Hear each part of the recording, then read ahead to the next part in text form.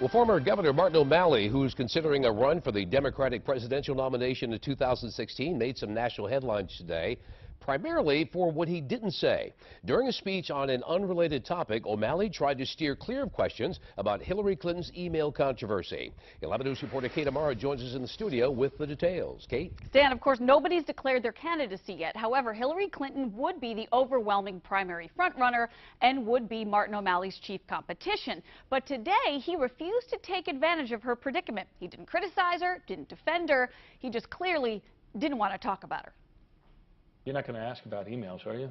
Former Governor Martin O'Malley really didn't want to talk about Hillary Clinton's email controversy. He was at the Brookings Institute down in D.C. today to give a speech about data-driven government.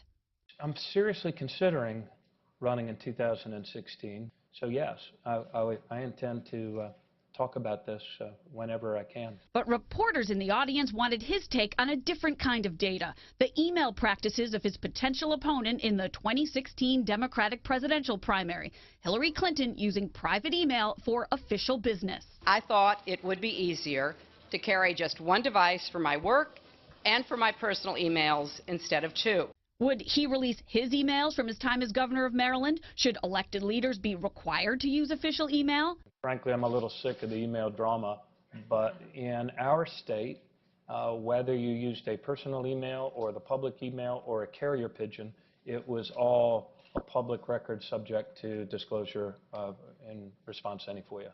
Was he satisfied with Clinton's explanation? I respect your interest in this issue.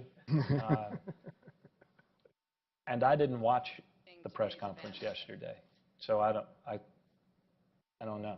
And why didn't he watch? Because I was working. Presumably working on a possible presidential campaign. Today, without addressing Clinton directly, O'Malley did talk a lot about data and technology in terms of government openness and transparency, topics which appear to be a large piece of his appeal to the Democratic primary voters, especially to the younger ones. Live in the studio tonight, I'm Kate Amara, WBAL TV 11 News. All right, thanks, Kate. Well, at least